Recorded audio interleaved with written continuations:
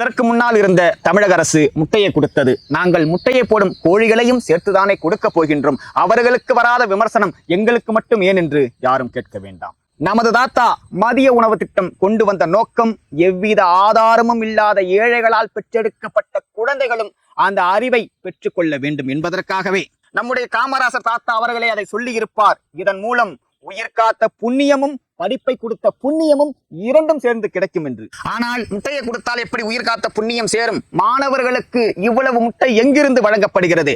இந்தியாவின் egg capital என்று அழைக்கப்படுகின்ற நாமக்கல்லில் இருந்தே வழங்கப்படுகிறது. அந்த முட்டை பண்ணையில் நடக்கும் கொடுமைகளை பற்றி யாருக்காவது தெரியுமா?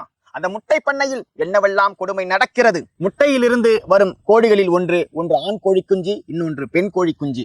ஆண் கோழி குஞ்சு நாளை வளர்ந்து முட்டை போடுமா என்றால் போடாது. அப்படி முட்டை போடாத ஆண் கோழி குஞ்சுகளை, லட்சக்கணக்கான ஆண் கோழி குஞ்சுகளை கிரைண்டரில் போட்டு அரைத்து கொன்று விடுவார்கள், அல்லது பெரிய தீயை மூட்டி எரித்து விடுவார்கள். இல்லை என்றால் வெந்நீரில் போட்டு கொதிக்க கொதிக்க கொலை செய்து விடுவார்கள். இல்லை என்றால் பாலித்தீன் பையில் கட்டி மூச்சு முட்ட கொலை செய்து விடுவார்கள்.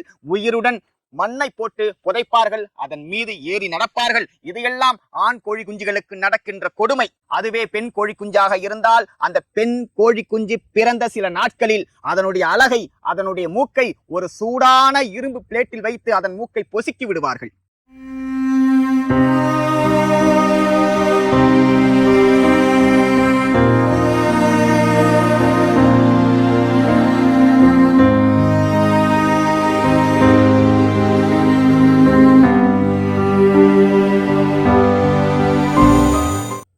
ஒரு பிஞ்சு தேகம், ஒரு பிஞ்சு குழந்தை அதனுடைய அழகை அந்த இரும்பு பிளேட்ல வச்சு பொசுக்கும் போது அந்த ஜீவனுக்கு என்னமெல்லாம் வலி ஏற்படும், எப்படியெல்லாம் துடிக்கும். ஏன் இப்படி செய்யறாங்கன்னா, நாளை ஒன்றை ஒன்று குத்திக் கொள்ள கூடாது என்பதற்காக.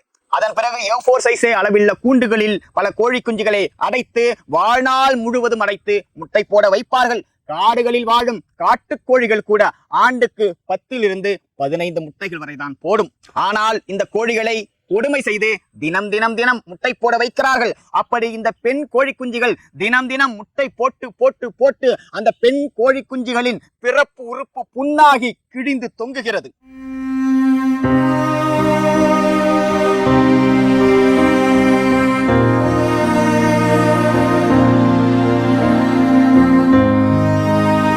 இந்த கொடுமை எல்லாம் யாருக்காக நடக்கிறது? இந்த மக்களும் இந்த மாணவர்களும் முட்டை சாப்பிட வேண்டும் என்பதற்காக.